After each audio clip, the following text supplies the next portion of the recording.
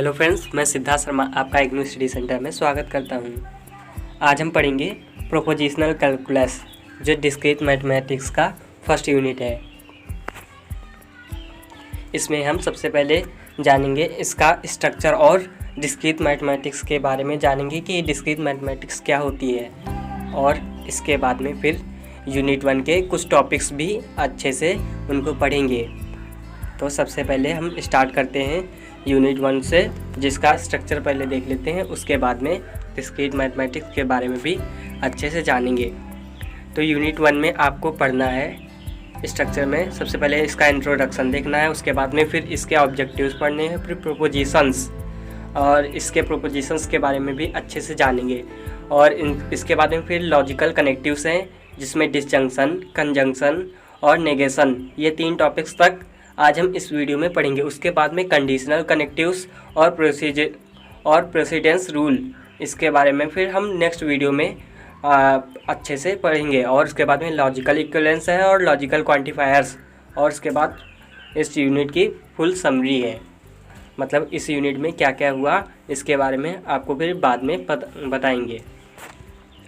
तो सबसे पहले हम डिस्क्रीट मैथमेटिक्स के इंट्रोडक्शन और यूनिट 1 के इंट्रोडक्शन को जानते हैं। डिस्क्रीट मैथमेटिक्स को विविक्त गणित यानी डिस्क्रीट मैथमेटिक्स कहते हैं। हिंदी में विविक्त गणित इसको बोलते हैं। विविक्त गणित की वह शाखा है जो गणितीय संरचनाओं का अध्ययन करती है। गणितीय संरचनाएं, इसमें संरचनाओं का अध्ययन किया जाता है, जैसे जो मूलतः विविक्त यानी डिस्क्रीट होती है। डिस्क्रीट का मतलब कि असतत, ना कि सतत, आगे लिखा है ना कि सतत मतलब कि कंटिन्यूअस। कंटिन्यूअस का मतलब तो आपको पता ही होगा ना, और उसका उल्टा असतत यानी जो कंटिन्यू ना हो। और विविक्त गणित में पूर्णांकों, ग्राफों तथा तार्किक कथनों का अध्ययन किया जाता है। पूर्णांक होते हैं और इसमें दशमलव पॉइंट नहीं होते हैं। दशमलव पॉइंट को रियल नंबर्स कहा जाता है, और पूर्णांक जो होते हैं वो नेचुरल नंबर कहते हैं उनको। और इसमें मतलब नेचुरल नंबर का, क्योंकि ये डिस्क्रीट मैथमेटिक्स होती है यानी सतत मैथमेटिक्स, इसके बीच में दशमलव जो पॉइंट होते हैं उनका अध्ययन नहीं किया जाता है। और नेचुरल नंबर में 1 से इन्फिनाइट तक सारे नंबर्स आ जाएंगे। इनको बोलते हैं नेचुरल नंबर्स, जिनका परिवर्तन असतत होता है। और आपको असतत का मतलब तो पता ही होगा, आपने 12th में भी पढ़ा होगा असतत और सतत के बारे में कि सतत और असतत क्या होता है। सतत का मतलब कंटिन्यूअस, असतत का मतलब कि जो कंटिन्यू नहीं है। जैसे आप कहीं जा रहे हैं और वहाँ रोज़ जा रहे हैं तो ये सतत कार्य हुआ, और वहाँ पर आप एक दिन जा रहे हैं एक दिन नहीं जा रहे हैं तो ये असतत कार्य हुआ, मतलब कि जो कंटिन्यू नहीं है।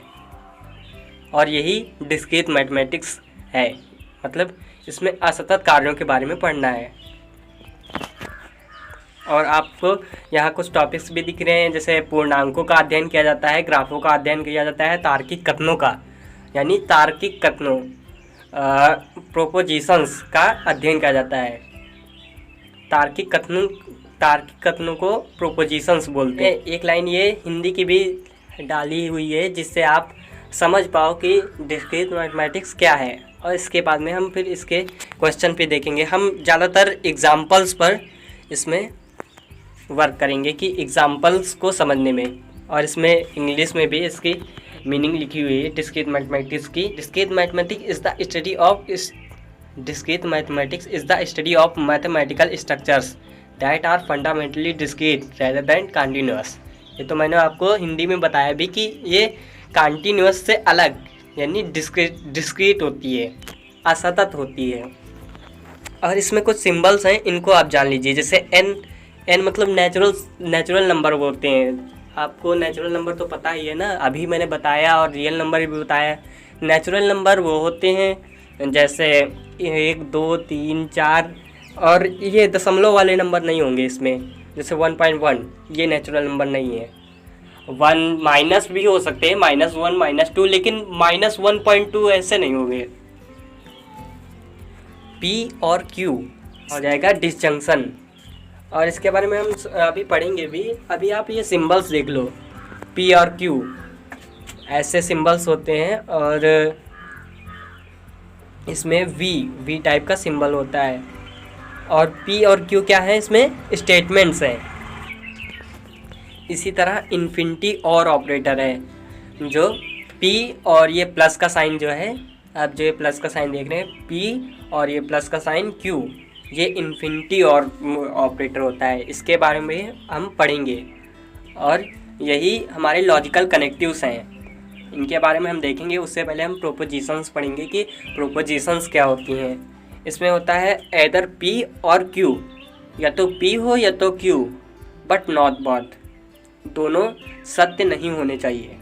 फिर पी और एंड क्यू, और उसके बाद में फिर नॉट पी का लास्ट में एस टाइप का जो है उसके बाद में फिर पी है, वही नॉट पी है। ये नेगेशन है। Then came a major development in the study of logic, its formalization in terms of mathematics. It was mainly Leibniz (1646 to 1716) and George Boole (1815 to 1864) who seriously studied and developed this theory called symbolic logic. ये symbolic logic theory George बूल और Lebanese ने develop किया था। जैसे आप देख रहे हैं ना कि जो पी क्यू स्टेटमेंट को है, इसमें कोई भी पी क्यू स्टेटमेंट होगी तो उसको यहाँ पर पी और क्यू के रूप में, सिर्फ सिंबल के रूप में दर्शाया गया है, बल्कि ये पी और क्यू का मतलब और कुछ हो सकता है। It is the basis of this theory that we aim to introduce you to in this unit and the next one. इस यूनिट में हम आपको इस थ्योरी के बारे में बताएंगे, सिंबॉलिक लॉजिक के बारे में, कि सिंबॉलिक रूप से इसको कैसे प्रदर्शित कर सकते हैं और ये सब होते क्या हैं, इसके बारे में भी। इस यूनिट के ऑब्जेक्टिव्स पढ़ लेते हैं। After reading this unit you should be able to distinguish between propositions and non propositions.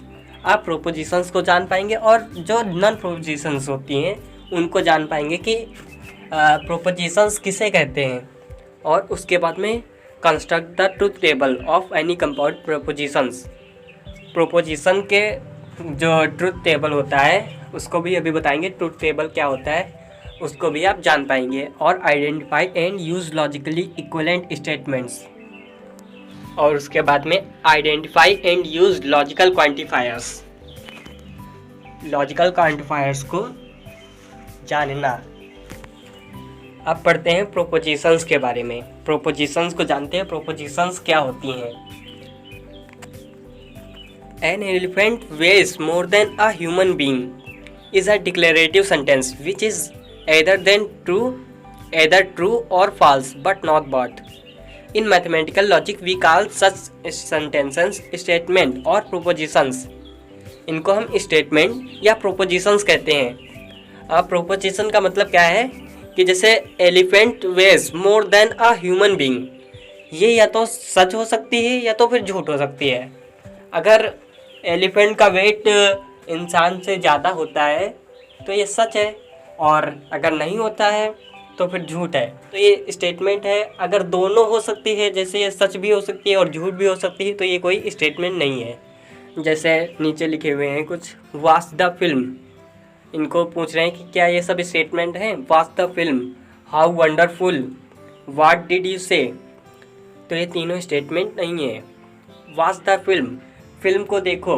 अब इसको हम ये नहीं कह सकते हैं कि ये सच है कि ये झूठ है। तो इसको जब हम ये नहीं कह सकते हैं ना, तो ये बस बोल रहा है कि फिल्म को देखो, तो इसलिए ये स्टेटमेंट नहीं है। हाउ वंडरफुल, ये कितना आश्चर्यजनक है।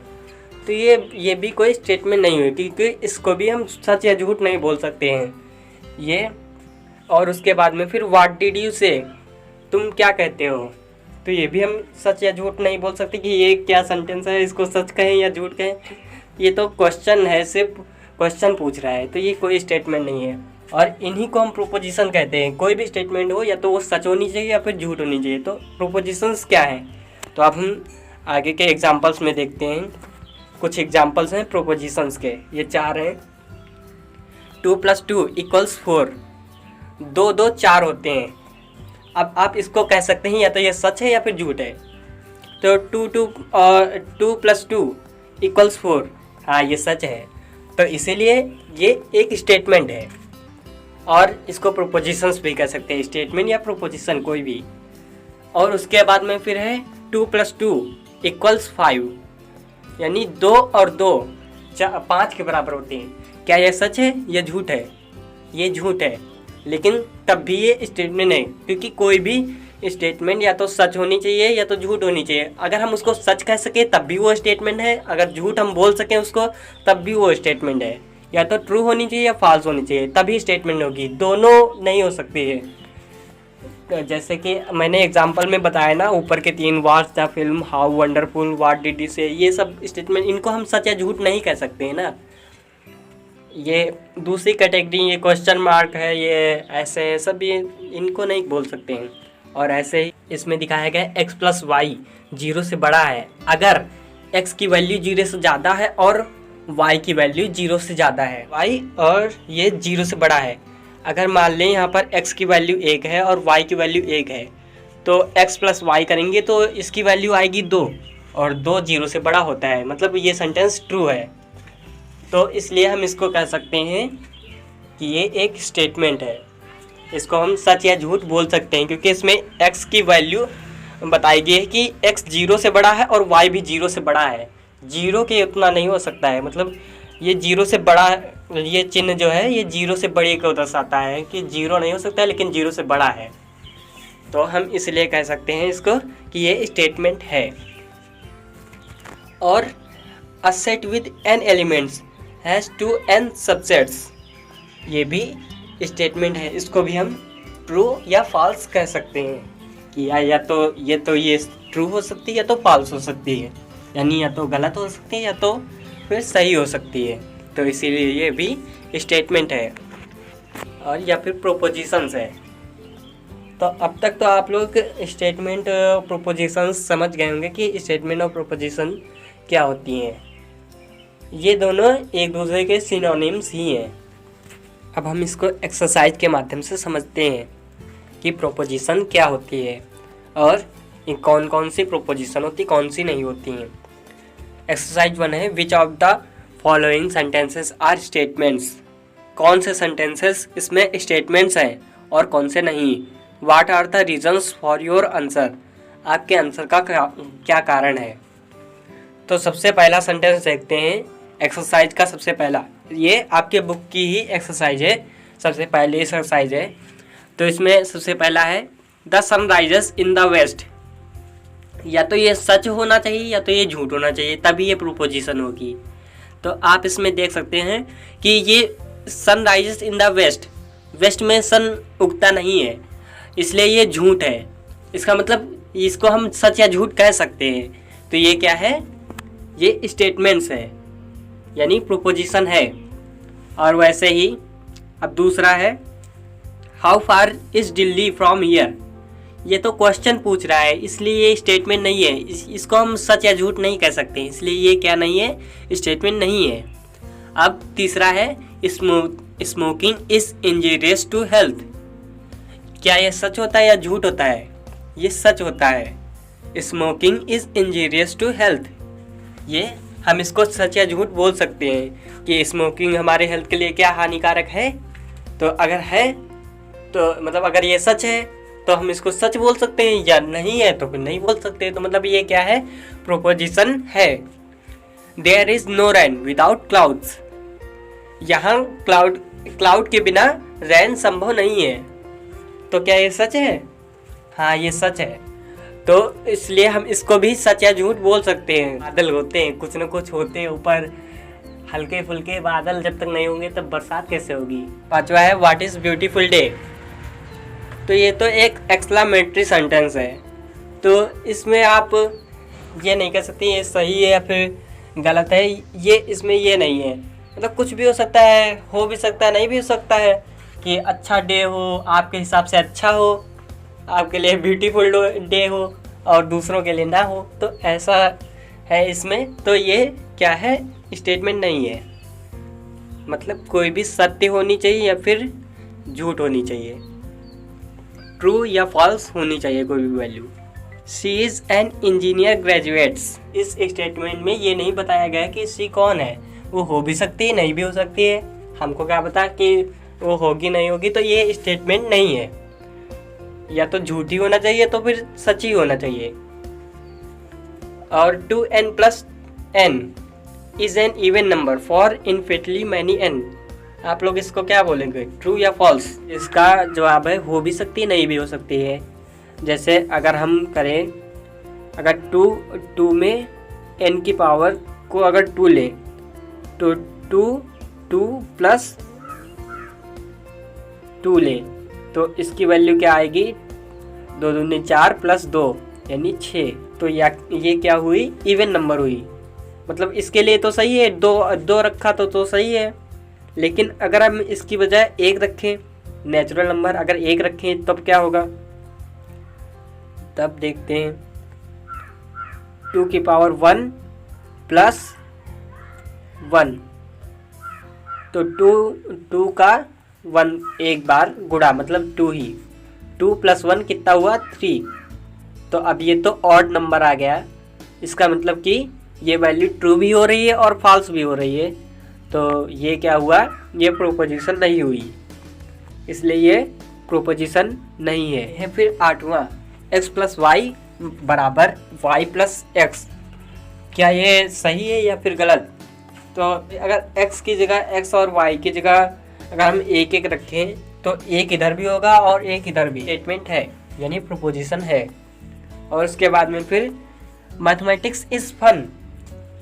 क्या ये आप लोग कह सकते हैं कि ये स्टेटमेंट है?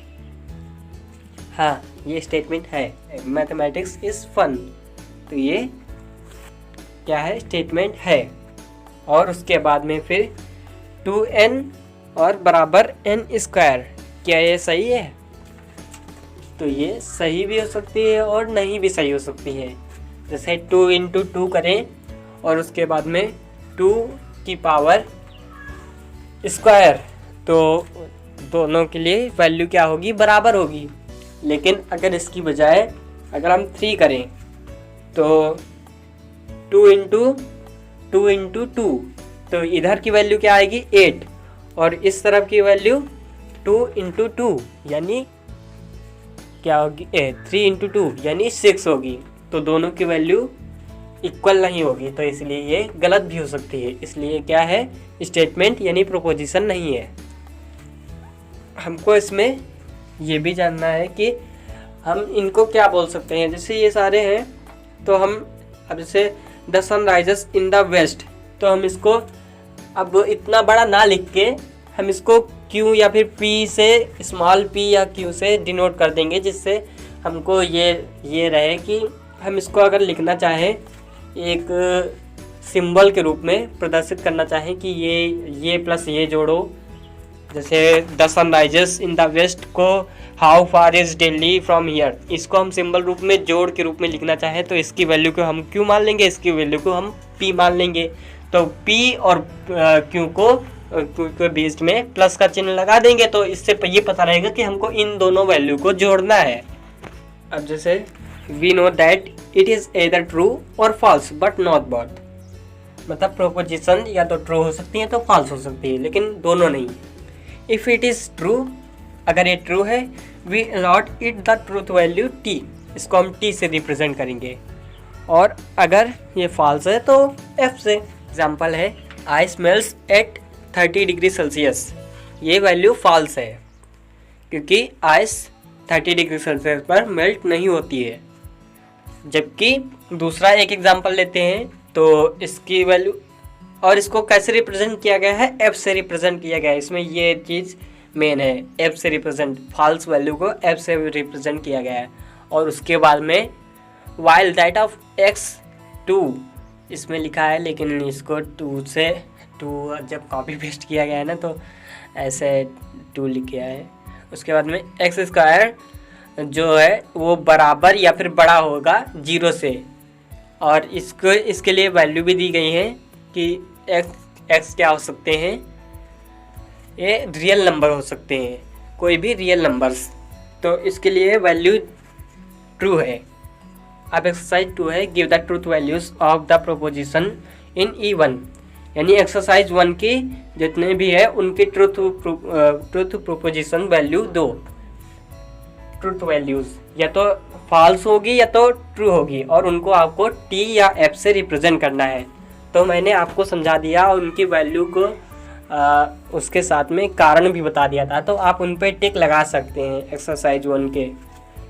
अब तीसरी एक्सरसाइज है give two proposition is the truth value of which are T and F respectively, also give two example of sentences that are not propositions।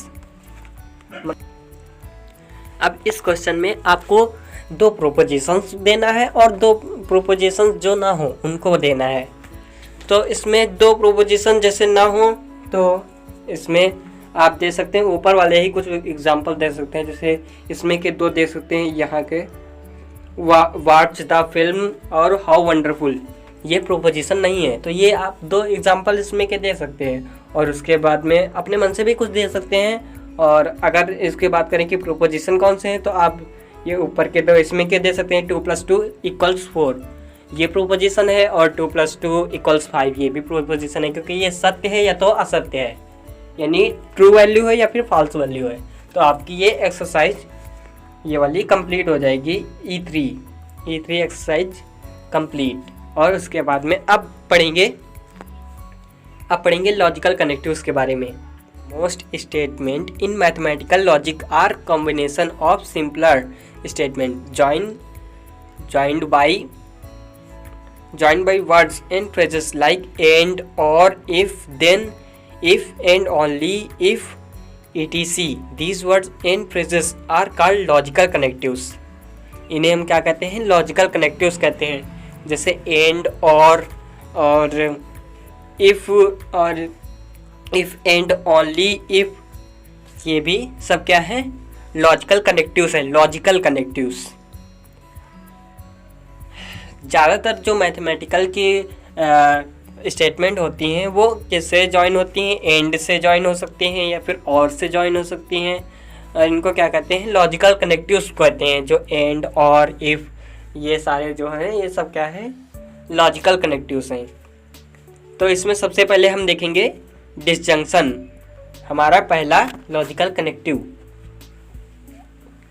तो the disjunction of 2 proposition P कोई statement हो सकती है and Q भी कोई statement है।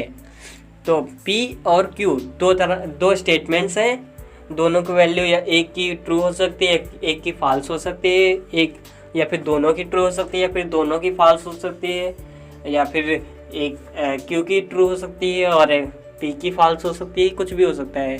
ठीक है, is the compound statements P और Q डिनोटेड बाय P और ये V टाइप का जो है और Q।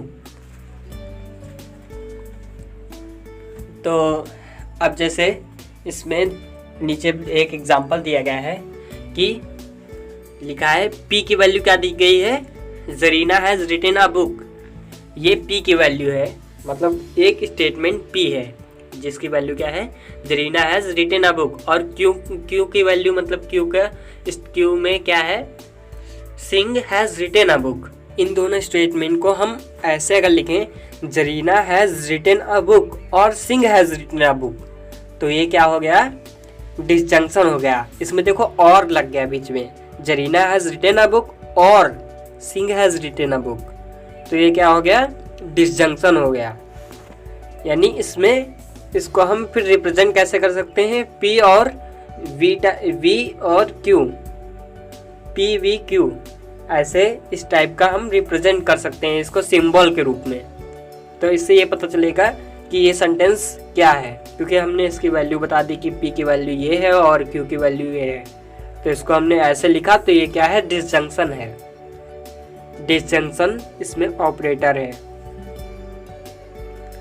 Similarly if P denote 2, अगर P की वैल्यू है 2, 0 से बड़ा है, ठीक है, ये P की वैल्यू है, और Q का डिनोट कर रहा है 2, 5 से छोटा है, ये दोनों वैल्यू क्या है? ट्रू है। और इनको अगर हमको डिसजंक्शन के रूप में लिखना है तो ऐसे लिख सकते हैं पी वी क्यू, इनको एक को पी कहा है ना और दूसरे को क्यू कहा है, तो इनको ऐसे कर सकते हैं 2 इज़ ग्रेटर देन 0 और देखो बीच में और ऑपरेटर लग गया ना, और 2 और इसको और को क्या बोलते हैं डिसजंक्शन।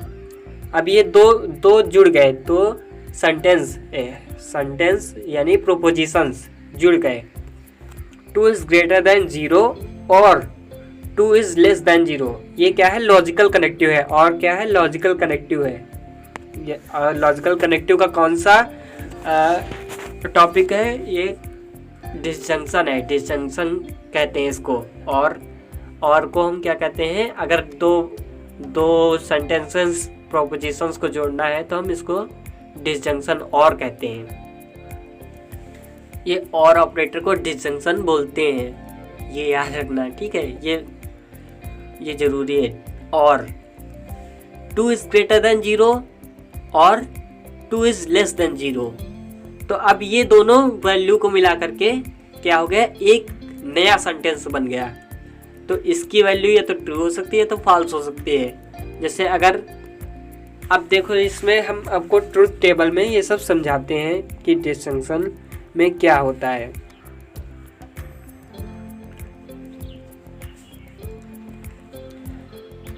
अगर ट्रू और ट्रू अगर P की वैल्यू भी ट्रू है और Q की वैल्यू भी ट्रू है, तो अगर और लगा है यानी डिसजंक्शन है, तो डिसजंक्शन में क्या आएगा, ये पूरे की ये जो पूरा यौगिक है इसकी वैल्यू क्या आएगी, ट्रू आएगी। अगर ये भी ट्रू है ये भी ट्रू है, यानी ये भी ट्रू है यहाँ से यहाँ तक, ये भी ट्रू है और यहाँ से यहाँ तक ये भी ट्रू है। ये दोनों सेंटेंस अगर प्रोपोजिशंस अगर ट्रू हैं, यानी ये भी P भी ट्रू है, ये P है और ये Q है, ये दोनों अगर ट्रू हैं तो ये पूरे सेंटेंस की वैल्यू क्या होगी, ट्रू होगी। ये इस डिसजंक्शन के केस में अगर ये वैल्यू ऐसे है तो ये क्या होगी, ट्रू होगी। और अगर एक की वैल्यू ट्रू है, जैसे मान ले अगर P की वैल्यू ट्रू है और अगर जैसे इसमें लिखा है एक ट्रू है, अगर P ट्रू है और F क्या है, फॉल्स है। एक की वैल्यू ट्रू है, जैसे ये वाला ट्रू है और ये अगर फॉल्स है, ठीक है, ये वाला स्टेटमेंट अगर फॉल्स है, ये वाला अगर स्टेटमेंट ट्रू है, तो इसकी वैल्यू क्या आएगी, ट्रू आएगी। ये पूरे सेंटेंस की वैल्यू क्या आएगी, ट्रू आएगी। और के केस में और क्या है, डिसजंक्शन। और ऐसे ही अगर ये ट्रू है ये फॉल्स है, जैसे अगर ये फॉल्स है ये ट्रू है तब भी ट्रू आएगी। मतलब अगर कोई भी एक वैल्यू ट्रू हो रही, ये भी ट्रू हो रही तब भी ट्रू आएगी, चाहे ये फॉल्स हो जाए, ठीक है। अगर ये ट्रू हो रही ये फॉल्स है तब भी ट्रू आएगी, ये ट्रू है तब भी ट्रू आएगी। लेकिन फॉल्स किस केस में बन रही है, अगर दोनों फॉल्स हैं। ये देखो लास्ट वाला केस है तो इसमें सिर्फ फॉल्स आया है। मतलब अगर ये ट्रू है तब भी पूरी वैल्यू क्या हो जाएगी, ट्रू हो जाएगी। अगर ये ट्रू है तब भी पूरी वैल्यू क्या हो जाएगी, ट्रू हो जाएगी। और अगर दोनों ट्रू है तब भी पूरी वैल्यू क्या हो जाएगी, ट्रू। इसमें देख सकते हैं आप।